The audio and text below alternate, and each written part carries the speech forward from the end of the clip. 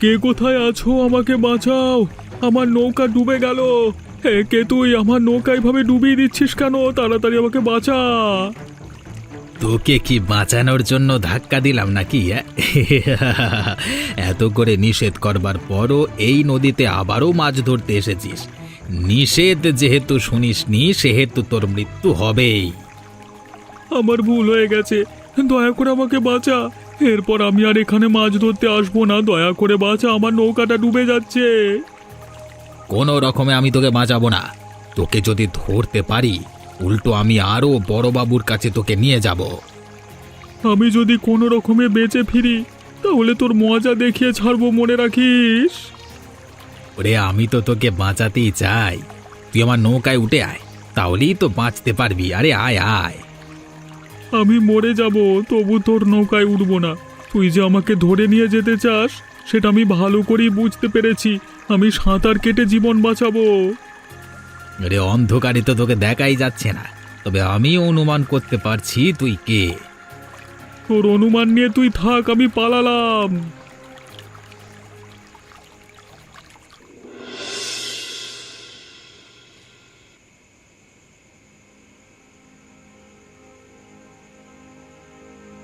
কোথায় তুমি? এদিকে আসো না, ঠান্ডায় মরে যাচ্ছি গো। তাড়াতাড়ি আমার জন্য লুঙ্গি আর গামছা নিয়ে আসো। কি গো, শুনতে পাচ্ছ?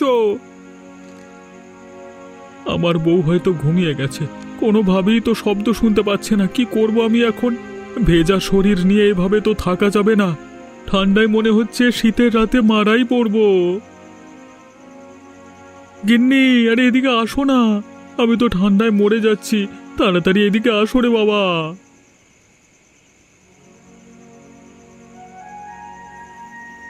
তোমার জন্য কি একটু শান্তিতে ঘুমোতেও পারবো না? এত রাতে গিয়েছিলে কোথায়? আর তোমার এই অবস্থা কেন? পুরো শরীর ভেজা। কোথাও চুরি করতে গিয়েছিলে নাকি মানুষ তাড়া করেছে? আমি যে এতক্ষণ ধরে তোমাকে ডাকছি, তুমি তো কোনো কথাই শুনছো না। মরার মতো ঘুমিয়েছিলে নাকি? দেখছো আমার পুরো শরীর ভেজা। ঠান্ডার মধ্যে এমন করে দাঁড়িয়ে থাকা যায়? ঠান্ডায় জমে মরে যেতাম। আমি তোমাকে যা জিজ্ঞেস করেছি সেসব কথা আগে বলো। আমি এখানে মরে যাচ্ছি আর ও কিনা আছে ওর কথা নিয়ে। আমার জন্য একটু গরম জল করো, গামছা লুঙ্গি দিয়ে যাও আমার কাছে। ওরে বাবা, তারপর তোমার কাছে সব কথা খুলে বলবো। এখন একটু উপকার করো আমার বাবা। আচ্ছা ঠিক আছে, বাইরেই দাঁড়াও, ঘরে প্রবেশ করবে না। সমস্ত ঘর ভিজে যাবে তোমার শরীরের পানি দিয়ে। বললাম তো আমি প্রবেশ করব না, তুমি গিয়ে নিয়ে এসো।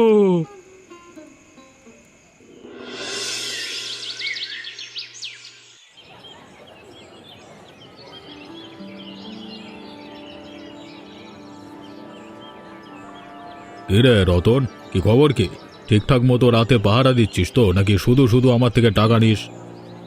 আপনি এটা কি বলছেন? আমি তো সব সময় আপনার কাজ সঠিকভাবে করি, সেই জন্যই তো আপনি আমাকে পয়সা দিয়ে রেখেছেন।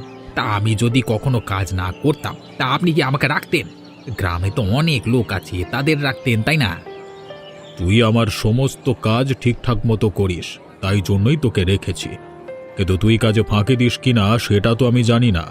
রাতে তো আমি সেখানে থাকি না। যদি কোনো প্রকারের সন্দেহ হয় রাতে মাঝে মধ্যে এসে দেখবেন আমি কাজ করছি নাকি ঘুমিয়ে গেছি। আরে তুই রেগে যাচ্ছিস কেন? আমি এমনিতেই তোর সাথে মজা করছিলাম। তারপর বল, কি খবর?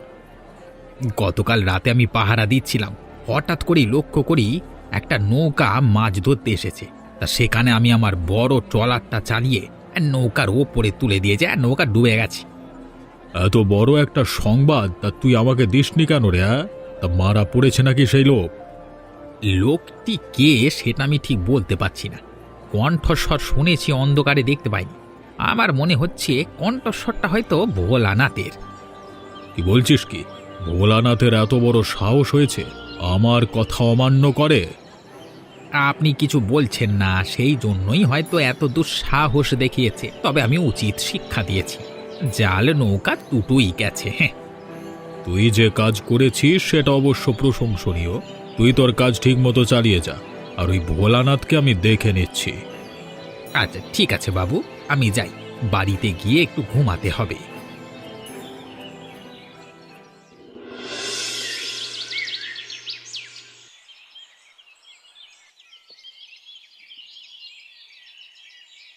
ভোলানাথ বাড়িতে আছো নাকি? আরে বেরিয়ে আসো ভোলানাথ, বাড়িতে আছো? আরে তোমার সাথে কথা আছে, তাড়াতাড়ি বেরিয়ে আসো, লুকিয়ে থেকো না।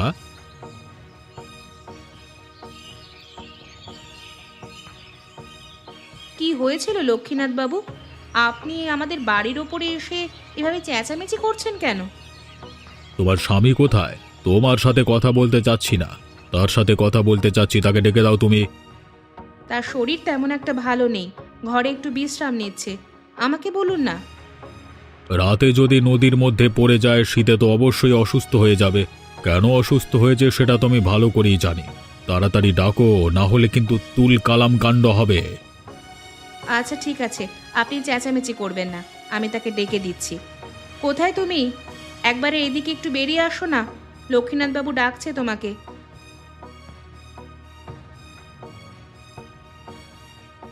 কি হয়েছে লক্ষ্মীনাথ বাবু? এভাবে চেঁচামেচি করছেন কেন? আমি অসুস্থ, আমার বউ বলছে, তারপর আপনি জেদ করছেন। শেষবারের মতো বলে যাচ্ছি, নদীর মধ্যে আর যদি তুমি মাছ ধরতে যাও, তাহলে কিন্তু তোমার অবস্থা খারাপ হয়ে যাবে। গতকাল যে তুমি মাছ ধরতে গেছিলে, রতন তোমাকে তাড়া করেছে সেটা আমি ভালো করেই জানি। আপনার কাছে কোনো প্রমাণ আছে? প্রমাণ ছাড়া এখানে বকবক করবেন না, জানতো? এরপর যখন প্রমাণ হাতে আসবে তোকে আমি দেখে নেব হতচ্ছাড়া। বাবু এসব কি বলে গেলেন? তুমি তো আমাকে এসব বলনি, আমার কাছে মিথ্যে বলেছিলে, তাই না? তোমাদের কথার যন্ত্রণায় বাড়িতেই থাকা যাবে না। এতক্ষণ লক্ষ্মীনাথ বাবু বকবক করলো, এখন আবার তুমি। হ্যাঁ রে, থাকবোই না বাড়িতে, আমি গেলাম।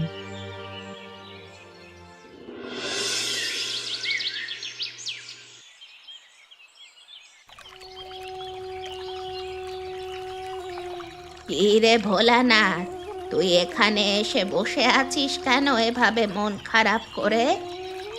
কি করব বুড়িমা, কিছুই বুঝতে পারছি না, কোনো কিছুই করতে পারছি না। লক্ষ্মীনাথ বাবু এসে আজকেও আমাকে হুমকি দিয়ে গেছে। লক্ষ্মীনাথ বাবুর নিষেধ করা সত্ত্বেও তুই ওখানে গেলি কেন মাছ ধরার জন্য? তুই জানিস না ওটা লক্ষ্মীনাথ বাবু দখল করে নিয়েছে? এটা কোনো কথা হলো বুড়িমা? লক্ষ্মীনাথ বাবু জোর করে একটা নদী নিজের নামে করে নিতে পারে। নদী হচ্ছে সবার সম্পত্তি। তো এভাবে তিনি যদি এটা একটা নদী তার নিজের সম্পত্তিতে পরিণত করে, তাহলে আমরা কোথায় মাছ ধরবো বলো তো? সবটাই আমি বুঝতে পারছি, কিন্তু কিছুই করার নেই। এখন কিছুই করতে পারছি না, কি করব বলতো? গ্রামবাসীরা কেউ লক্ষ্মীনাথ বাবুর ভয়ে কথা বলতে চায় না। তুই শুধু শুধু একা তার সাথে ঝামেলায় জড়াস না, তিনি কিন্তু লোক ভালো নয়। জোর যার মুলুক তার, এটাই তো এখন হয়ে গেছে। গ্রামে সবার অবস্থা একই রকম, সবাই নিজেদের মধ্যে একই ধরনের কথাই বলছে। তবে সবাই যদি একজোট হওয়া যায় তাহলে কিছু একটা করা যেত, কিন্তু কেউ তো একজোট হবে না। একজোট হবে কেন? সবাই তো পারে লক্ষ্মীনাথ বাবুর সাথে দালালি করতে। লক্ষ্মীনাথ বাবু যেহেতু তোকে শাসিয়ে গেছে, তুই কিছু করিস না, একটু সাবধানে থাকিস। আমি যাই, বাড়িতে কাজ আছে আমার। আমি এখানে বসে থাকবো নাকি? আমিও তো যাব, চলো দুজনে একসাথে বাড়ির দিকে যাই।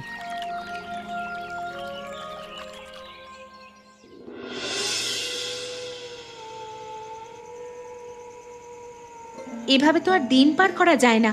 কত কষ্ট করা যায় বলো তো? এভাবে আর কতদিন রাতে না খেয়ে থাকতে পারি? না গো, তোমাকে যে কি বলবো আমি নিজেও বুঝতে পারছি না। তোমার জন্য আমি কিছুই করতে পারছি না, তুমি এত কষ্ট করো। আমি একা যে কষ্ট করি এমনটা তো নয়, তুমিও তো অনেক কষ্ট করো। তোমার কষ্ট তো আমি দেখতে পারি না, কিছু একটা করার ব্যবস্থা করো।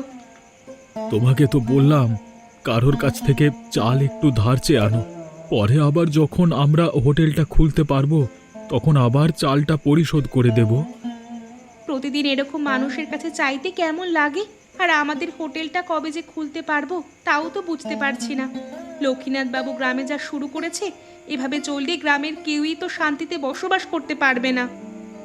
চুপ করো, লক্ষ্মীনাথ বাবুর ব্যাপারে কোনো ধরনের কথা বলো না। দেওয়ালেরও কান আছে, কেউ শুনতে পেলে লক্ষ্মীনাথ বাবুর কাছে সেটা বলে দিলে গ্রামেও থাকতে পারবো না আমরা। এভাবে আর কতকাল লক্ষ্মীনাথ বাবুর ভয়ে আমরা চুপ করে থাকবো বলো তো? তুমি কি চাও বাপ দাদার এই ভিটেটা ছেড়ে এখন আমরা গ্রাম ছাড়া হই? আমি তেমন কিছুই চাই না। লক্ষ্মীনাথ বাবুর কিছুই করতে পারো না, আমার সাথে শুধু চেঁচামেচিই করতে পারো। তোমার সাথে কথাই বলতে চাই না। না খেয়ে আছো, ঘুমিয়ে পড়ো।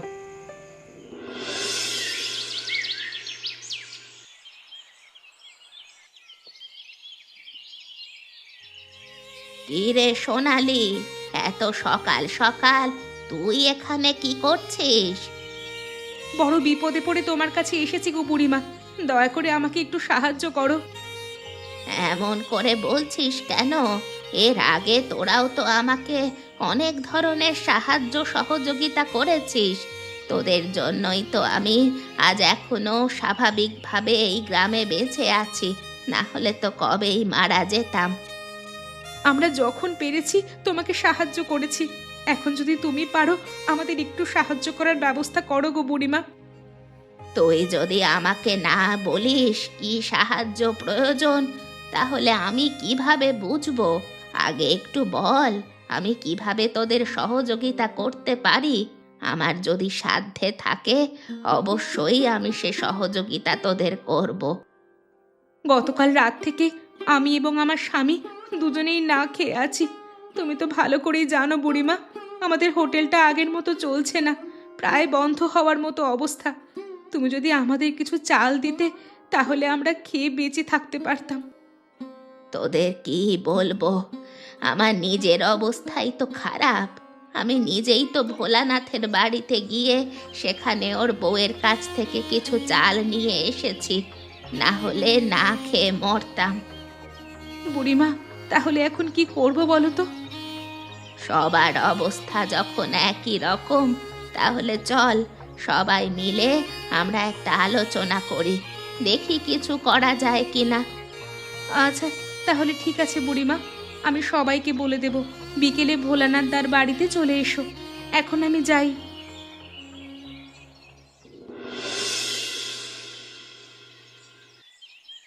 আজকে সবাই এখানে আমরা উপস্থিত হয়েছি খুবই গুরুত্বপূর্ণ একটা জিনিস নিয়ে আলোচনা করার জন্য।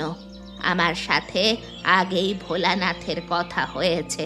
ভোলানাথ চেয়েছে আমরা যেন সবাই এক হয়ে কাজ করি, তাহলে আমরা যে কোনো পরিস্থিতির মোকাবিলা করতে পারবো। বুড়িমা, তুমি একবার ভাবো, কত সুন্দর করে আমি গ্রামের হোটেলটা চালাতাম, তোমরা সবাই সেখানে অল্প দামে খেতে পারতে। এখন আরো ভালো সময় সেই হোটেলটা চালানোর জন্য। শীতের দিনে নদীতে এখন চিংড়ি মাছ ধরা পড়ছে। এখন যদি আমরা নদীতে মাছ ধরতে না পারি তাহলে কি হবে বলো তো? আমরা কিভাবে মাছ ধরব? লক্ষ্মীনাথ বাবু পুরো নদীটা নিজের করে নিয়েছে। বড়লোক মানুষ, তারপরও সবকিছু তার চাই। নিত্যদিন তার বাড়িতে চিংড়ি মাছের ঝোল রান্না হচ্ছে, মজা করে খাচ্ছে। অনেক হয়েছে, আমরা গরিব বলে আমরা সামান্য ভাত খেয়ে বাঁচতে পারবো না, আর তিনি কিনা চিংড়ি মাছের ঝোল খাবে? আমরা কেন খেতে পারবো না? আমরাও তো শীতের দিনে চিংড়ি মাছের ঝোল খাবো। আমার হোটেলে তোমাদের জন্য চিংড়ি মাছের ঝোল রান্না করব আমি। তোমরা সবাই একসাথে থাকো, আমরা মাছ ধরবার ব্যবস্থা করি, তাহলেই হয়। তাহলে আর এখানে বলবার মতো কিছু বাকি রইল না। আজকে রাতেই আমরা সবাই নদীতে মাছ ধরতে যাব। তবে আমার নৌকাও জাল দুটোই ডুবে গেছে, এখন কি হবে? কোনো সমস্যা নেই, আমার বাড়িতে আগের দিনের জাল আছে, সেসব দিয়ে হয়ে যাবে। নৌকো তো আছে নিখিলদের। অবশ্যই আছে। রাতে তাহলে সবাই প্রস্তুত হয়ে নদীর ঘাটে চলে এসো। ভোলানাথদার কোনো খবরই তো দেখতে পাচ্ছি না গো। আমাদের সাথে এত বড় বড় কথা বলল, এখনো আসছে না কেন? কত সময় ধরে এখানে দাঁড়িয়ে আছি। তখন তো আমাদের কাছে বড় বড় কথা বলেছে, এখন যদি না আসে তাহলে আমরা কিভাবে সবটা সামাল দেব? আসুক আর না আসুক, আমি মাছ আজকে ধরেই ছাড়বো। নৌকার মধ্যে জাল রেখে এসেছি, তারা আসলেই হয়। তোরা এত তাড়াহুড়ো করছিস কেন? নিশ্চয়ই কোনো কাজে আটকে গেছে। ওই তো ওইদিকে হ্যারিকেন জ্বালিয়ে দেখ তো, কেউ এসেছে হয়তো, মনে হচ্ছে এদিকে আসছে।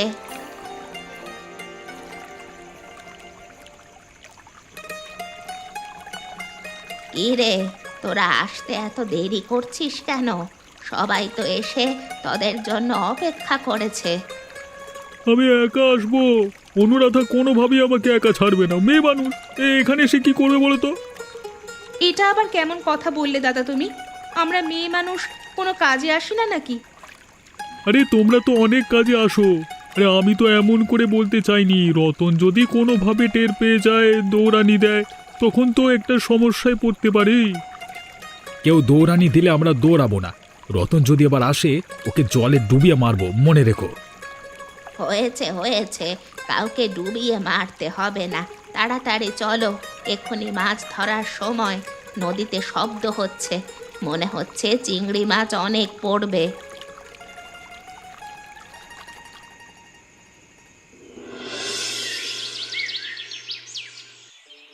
কে বলেছে আমরা গরিব হয়েছি বলে চিংড়ি মাছের ঝোল খেতে পারবো না? অনেক দিন পর নিখিলের হোটেলে চিংড়ি মাছের ঝোল খাচ্ছি, ভালোই মজা হচ্ছে। সোনালিদি, তোমরা তো আমাদের সাথে বসতে পারতে গো। সবাই একসাথেই খেতাম, সেটাই তো মজা হতো। শুধু যদি আমরা আমরা থাকতাম কিংবা বাড়িতে হতো, অবশ্যই তোমাদের সাথে বসতাম। এখানে তো হোটেল, আরো অনেক খদ্দের আছে, সবাইকেই তো দিতে হবে। তোমরা শুধু হলে তো বুঝতামই। এখন কোনো সমস্যা হবে না। সবার বাড়িতেই চিংড়ি মাছ আছে। যে যখন রান্না করবে বাকিদের দাওয়াত দেবে, সবাই একসাথে মজা করে চিংড়ি মাছের ঝোল খাওয়া যাবে। তোমরা কিন্তু আমার দোকানের খদ্দের। আমি কিন্তু তোমাদের টাকা ছাড়া খাওয়াতে পারবো না, আগেই বলে দিচ্ছি। আমরা গরিব হলেও আমাদের কাছে পয়সা আছে। কালকে সবার পকেটেই পয়সা ঢুকেছে রে। এখন আর কেউ গরিব নেই, সবার কাছেই পয়সা আছে। নিখিল, তোরা তো ভয় দেখাতে হবে না। তুমি আমার স্বামী হলেও আমি তো তোমার পক্ষে আর থাকতে পারবো না। তুমি কি না এদের থেকেও পয়সা চাচ্ছ? তাহলে আমি যে তোমার দোকানে এত কষ্ট করছি, সে পয়সাগুলো আমাকে পরিশোধ করো। সে পয়সা দিয়ে আমি সবাইকে খাইয়ে দেব। কিরে নিখিল, এখন তো তুই হেরে গেলি, এখন কি হবে?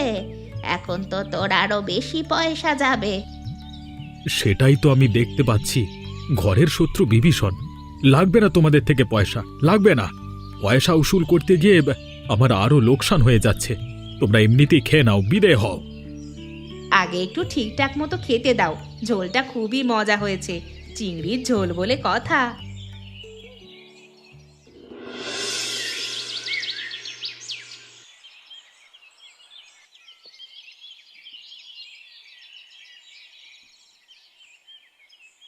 আমি সেই সকালে তোকে ডেকেছি, তুই তো আমার কথা না শুনে এখন আসলি দুপুরে। কোথায় ছিলিস রে তুই?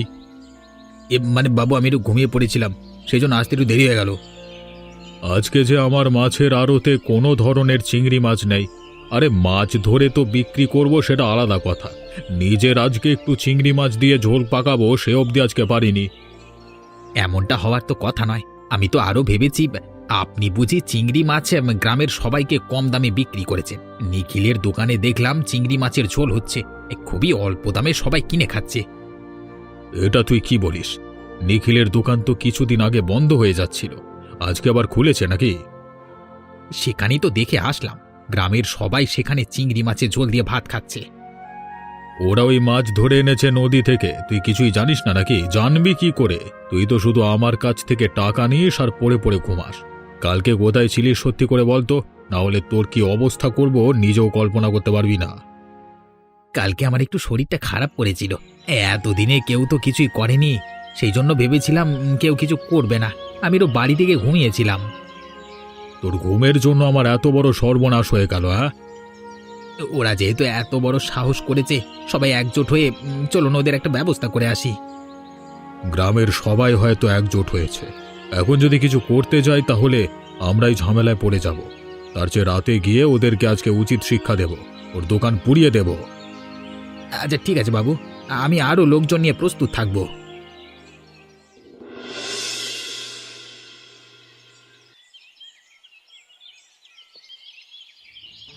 কি হয়েছে বুড়িমা? তোমাকে এমন দেখাচ্ছে কেন? তুমি এত হাঁপাচ্ছ কেন? কি হয়েছে বলো? বিশাল বড় একটা ষড়যন্ত্র শুনে আসলাম, সেজন্য তোদের কাছেই ছুটে আসলাম। সেজন্য হাঁপিয়ে গেছি। কি বলছো বুড়িমা? ষড়যন্ত্র শুনে আসলে? কি ষড়যন্ত্র শুনে আসলে বলো তো? তুমি একটু বিশ্রাম নাও, একটু ধীরে ধীরে বলো। বিশ্রাম আমি পরে নেব। কি হয়েছে তোদের বলি, তোরা শোন। মাত্রই আমি লক্ষ্মীনাথ বাবুর ওখান থেকে আসলাম। শুনলাম তিনি আর রতন মিলে বিশাল বড় চক্রান্ত করেছে। আমরা নদী থেকে চিংড়ি মাছ ধরেছি সে কথা তিনি জেনে গেছেন এবং খুবই রাগান্বিত হয়েছেন। তারপর তারপর কি বলেছে বুড়িমা? তারপর? আমি আরও শুনে আসলাম তারা কিনা রাতের মধ্যেই নিখিলের এই দোকানে আগুন ধরিয়ে দিতে চায়। গ্রামের সবার বাড়িতে আগুন ধরানোর পরিকল্পনা করছে। এখন আমরা কি করব? এখন আমাদের কি হবে? ভয় পেলে চলবে না, সবাই একসাথে কাজ করব। আমরাই জয়ী হব। গ্রামবাসী সবাইকে বলতে হবে, সবাই আমাদের সাথে থাকবে। কিন্তু বুড়িমা, তুমি সেখানে কেন গিয়েছিলে? আমি ভেবেছিলাম যেহেতু মাছ ধরেছি সেটা তাকে জানাবো এবং সবাই গ্রামে একসাথে হয়ে ভালোভাবে জীবন যাপন করব। সেসব নিয়েই কথা বলার উদ্দেশ্যে গিয়েছিলাম। গিয়ে সব কথা বাইরে বসেই শুনতে পাই। তাহলে আর বসে থাকলে চলবে না। লাঠি সোঁটা নিয়ে সবাইকে প্রস্তুত থাকতে হবে এবং গ্রামবাসী সবাইকে জানাতে হবে। ভালো করে খবর নিয়েছিস তো? কেউ তো নেই এই বাজারের মধ্যে এখন আর। আপনি কোনো চিন্তা করবেন না, আমি ভালোভাবেই খবর নিয়েছি। প্রথমে দোকানটা পোড়াবো, তারপর বাড়ি বাড়ি গিয়ে ওদের ঘর পোড়াবো, ব্যাস। আমার কথা অমান্য করবার শাস্তি ওরা এরপর পাবে।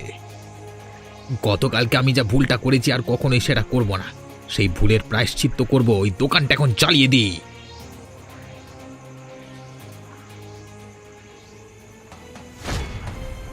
ওরে বাবা রে, মরে গেলাম রে। কে কোথায় আছো? বাঁচাও, আমি কিছু করবো না, তোমরা মেরো না। মরে গেলাম, আমাদের ছেড়ে দাও, মেরো না, মেরে মরে গেলাম। হয়েছে হয়েছে, সবাই একটু থামো। ওদেরকে আর মেরো না, এত মারলে যে ওরা মরেই যাবে। আমি ভুল করেছি, দয়া করে আমাদেরকে আর মেরো না। তোমরা সবাই মিলে 4 জন মানুষকে মারলে মরে যাবো তো। সবাইকে আমি নিষেধ করেছি কালকে গ্রামের সবাই মিলে মাছ ধরবে। আপনি যদি গ্রামবাসীর সাথে মিলেমিশে বসবাস করতে পারেন তাহলে করবেন, না হলে গ্রাম ছাড়া হবেন বলে দিচ্ছি। আমি তোমাদের সাথে মিলেমিশেই থাকবো। এখন একটু হাসপাতাল যাওয়ার ব্যবস্থা করো, মরে যাচ্ছি। ওরে বাবা রে।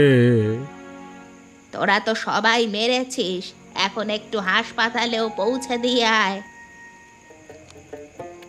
এমনই মজার মজার গল্প দেখতে আমাদের চ্যানেলটিকে সাবস্ক্রাইব করতে ভুলবেন না।